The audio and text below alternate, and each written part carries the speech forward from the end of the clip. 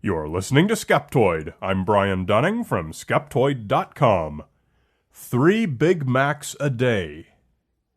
Today we're going to make a frontal assault against one specific manifestation of pop food woo, the notion that the iconic and oft-maligned McDonald's Big Mac is among the most unhealthy foods in the world. This notion is popular among organic proponents, foodies, and the majority of the population who conflate fast food with unhealthy food. It's gotten to the point that virtue signaling by vilifying the Big Mac has become a de facto requirement of the modern foodie movement. Many foodies will typically throw up their hands in horror at the prospect of eating even a single Big Mac, let alone one every day. But food science shows that such a reaction is unjustified. Nutritional science just doesn't work that way. So, to hammer the point home, I want to take this to an extreme. 3 Big Macs eaten in a single day. According to pop fear-mongering, this sounds like it should trigger an immediate trip to the emergency room. But it doesn't. In fact, the truth is so far from that, I'm hoping you will be surprised. And really, the point today has nothing to do with McDonald's or the Big Mac. It has to do with any normal food item that has some foodie stigma attached to it. A candy bar, a pizza, or a quart of ice cream aren't going to hurt you. They all contain things your body needs, and often they contain excesses of other things that your body doesn't want. But that won't cause any issue at all if they're integrated into a diverse diet. For the actual eating habits of people, and comparisons to what we currently consider ideal, I'm going by the 2015 to 2020 Dietary Guidelines, a publication of the U.S. Office of Disease Prevention and Health Promotion, part of the Department of Health and Human Services. So, with apologies to our overseas listeners, this episode is America-centric. But that's okay, because Americans are almost always the ones held up as an example of the world's least healthiest eaters. Here are the report's 3 bullet points for the chapter, Current Eating Patterns in the United States. Number 1, about 3/4 of the population has an eating pattern that is low in vegetables, fruits, dairy, and oils. Number 2, more than half of the population is meeting or exceeding total grain and total protein foods recommendations, but are not meeting the recommendations for the subgroups within each of these food groups. And number 3, most Americans exceed the recommendations for added sugars, saturated fats, and sodium. So, it's a fact that Americans are missing the mark.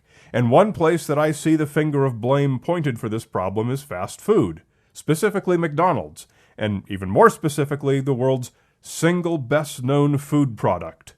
Citation needed, the famous Big Mac hamburger. The purpose of today's episode is to drill to the root of this puzzlingly widespread belief. Is the Big Mac indeed representative of America's nutrition problem? The answer, as we're now going to prove, is a resounding no. In fact, we're going to show that not simply 1, not even 2, but 3 Big Mac hamburgers a day can be part of a nutritious and healthy diet, one that, if not perfect, is substantially better than what most people eat each day. The reason for this is simple. People are generally ignorant about nutrition, believing healthy eating to require strict adherence to certain things and avoidance of others. The simple fact is that human beings are omnivorous. We can and do live quite well on extremely varied diets. Historically, the Inuit did perfectly fine on a diet consisting mainly of saturated fat. The Maasai on cow's milk and blood loaded with cholesterol. Paleolithic Europeans on a staple of starchy grains and tubers with a little of everything else sprinkled in.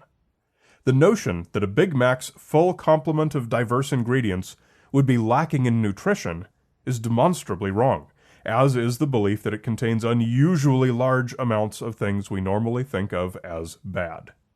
It does have a couple of excesses, but we'll see they're not unusual, and by themselves not problematic.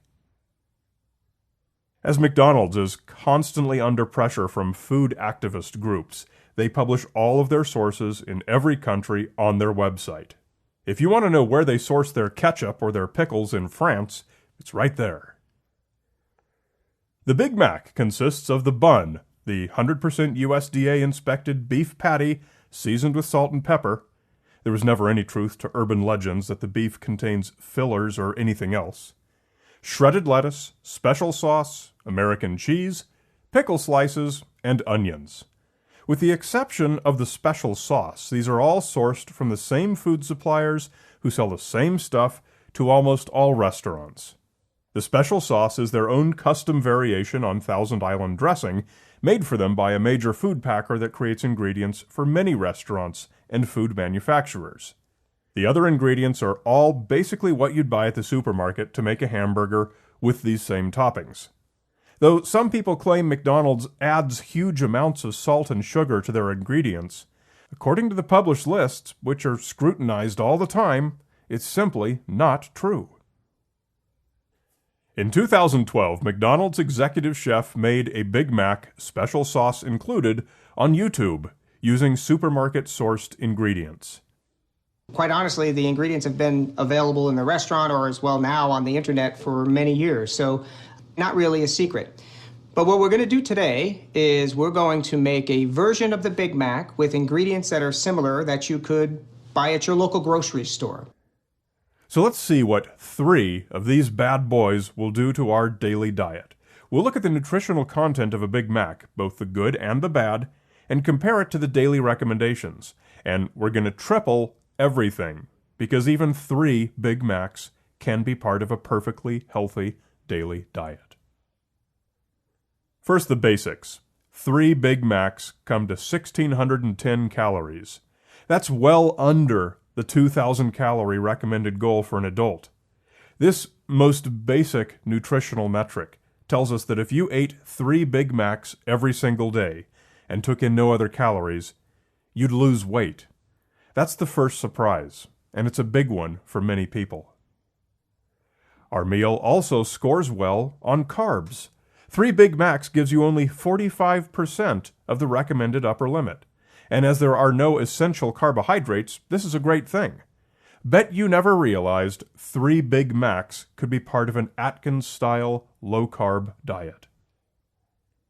Total sugar is not an issue. 3 Big Macs deliver 26 grams of total sugars, about half of the recommended upper limit. 3 Big Macs also give us only 79% of the cholesterol level we ideally want to stay below. 3 Big Macs, low carbs, low calorie, low sugar, and low cholesterol. However, they are also low in most vitamins and minerals. They give a decent amount of vitamin A, calcium, and iron, but if you ate nothing else every single day, you'd probably want to take a good multivitamin supplement. Even without that, 3 Big Macs plus an orange would meet most of your body's needs for a day, plus still be low carb, low cholesterol, and low calorie. Not surprisingly, 3 Big Macs with their 6 beef patties give you a fantastic amount of protein. The average person wants about 50 grams a day. 3 Big Macs deliver 75. Now, let's look at the unwanted compounds where the Big Macs go over. Specifically, fats and sodium. You'd be over the recommended daily limit on all 3, but surprisingly, only a little bit. You'd get 118% of your recommended sodium allowance, 131% of the recommended fat allowance, and 150% of the saturated fat allowance. Now let's look at each of these in closer detail. 3 Big Macs deliver 2.8 grams of sodium. The recommended upper limit is about 2.3 grams.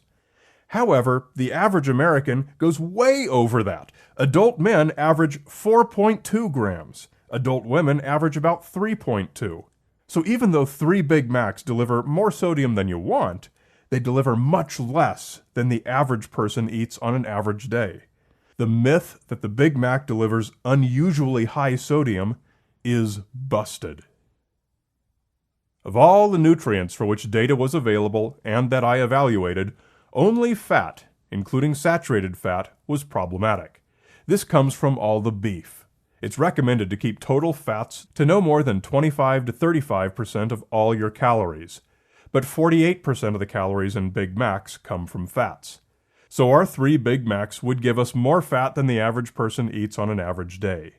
For saturated fats, it's recommended to keep it to less than 10% of your total daily calories, but 17% of the calories in a Big Mac are from saturated fats, quite a bit more than the 11% of their calories that the average person gets in this way. If the fats are a deal breaker for you, then drop one of the 3 Big Macs and replace it with 540 other calories from some low-fat source.